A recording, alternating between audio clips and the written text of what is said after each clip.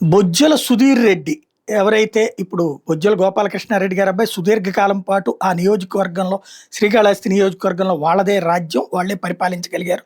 అక్కడే గెలుస్తూ వచ్చారు. ఆ తర్వాతన వైసీపీ తరపున గెలిచింది బిఎఫ్ మధుసూదన్ రెడ్డి అయితే మళ్ళీ చివరికి బొజ్జల గోపాలకృష్ణారెడ్డి గారి అబ్బాయి సుధీర్ రెడ్డి విజయం సాధించినటువంటి సిచ్యుయేషన్. అయితే తన మీదన ఏదైతే జనసేనకి ఆ టిక్కెట్టు లభించి, ఎందుకంటే అక్కడ కొంత కాపు సామాజిక వర్గం బలం ఎక్కువగా ఉండటం, దళిత సామాజిక వర్గం దాన్ని బేస్ చేసుకుని అక్కడ టికెట్ కోసం ఇంతకుముందు కోలానంద్ లాంటి వాడు ప్రయత్నించాడు, వాళ్ళ వల్ల కాలేదు. అదే సందర్భంలో ఆ తర్వాతన ఈ కోట వినుత దంపతులు అటు చంద్రబాబు వీళ్ళు ప్రయత్నించారు, వాళ్ళ వల్ల కాలేదు. మొన్నటిసారి టికెట్ రావడానికి ముందు వాళ్ళ కుటుంబానికి సంబంధించిన కొన్ని వ్యక్తిగత వీడియోలు వైరల్ కావడం, ఆ ఆధారంగా లేనిపోని వివాదం ఎందుకని చెప్పేసి టికెట్ ఇవ్వకపోవడం, శ్రీకాళహస్తి టికెట్ వాస్తవంగా తిరుపతి కంటే కూడా శ్రీకాళహస్తి గట్టిగా పట్టుబట్టి చివరి నిమిషంలో ఈ కాన్సెప్ట్ వల్ల ఆగిపోయినటువంటి సిచ్యుయేషన్.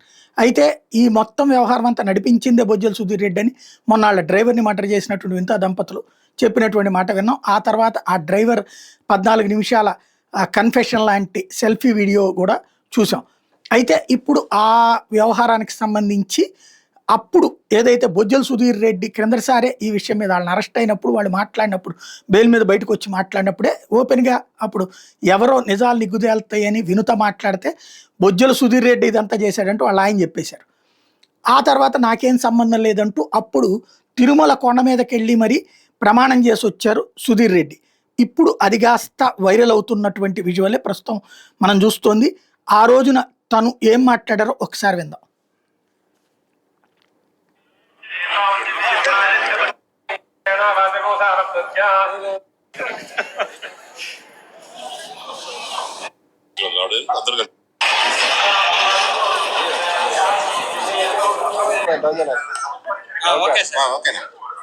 నమస్కారం.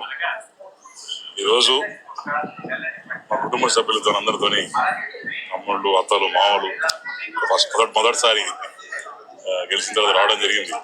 అందులో మాకు కుదరలే, టైం వదలలేదు. తర్వాత ఫ్యామిలీ మెంబర్స్ అందరితో కూడా యూఎస్ నుంచి వాళ్ళు రావడం, అందరూ కలిసి వచ్చాం. బ్రహ్మాండంగా దర్శనం అయింది. అందరూ బాగుండాలా, సర్వజన సుఖ భవంతు అని చెప్పి కోరుకున్నాం. చంద్రబాబు నాయుడు గారు, నారా లోకేష్ గారు కుటుంబం చల్లకుంటారు. వాళ్ళు బాగుంటే మేము బాగుంటాం, మేము బాగుంటే ప్రజలందరూ బాగుంటారు. చేస్తుంటారు. క్లీన్లీనెస్ బాగుంది, ఎక్కడ కూడా ఇబ్బంది లేకుండా బాగా దర్శనం బాగా జయబాబు గారు బాగా చేయించారు.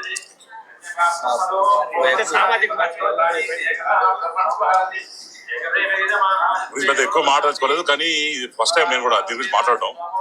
ఊళ్ళో ఉన్నాం, నాకు కూడా 2 పిల్లలు ఉన్నారు, మా కుటుంబం ఉంది. దేవుడు సాక్షిగా, కుటుంబ సాక్షిగా నాకు ఎట్లా అటువంటి సంబంధం లేదు. అంతా కూడా ఇది రాజకీయ కోణంలో చేసిన తప్ప, అనవసరంగా లాగి సోషల్ మీడియాలో వైసీపీ చేయడం తప్ప పొలిటికల్ గా మాట్లాడి ఇష్టం. కానీ దేవుడు సాన్నిధ్యంలో ఉన్నా కాబట్టి చెప్తున్నాను, నాకు ఎటువంటి సంబంధం లేదు. అది దేవుడు సాక్షిగా ప్రమాణం చేసుకొచ్చారు. తన పిల్లల సాక్షిగా, దేవుడు సాక్షిగా అట్లాంటి కుట్రలు తను ఏం చేయలేదంటున్నారు. మరి ఇది ఎలా తేలుతుంది అనేదే $1 మిలియన్ ప్రశ్న.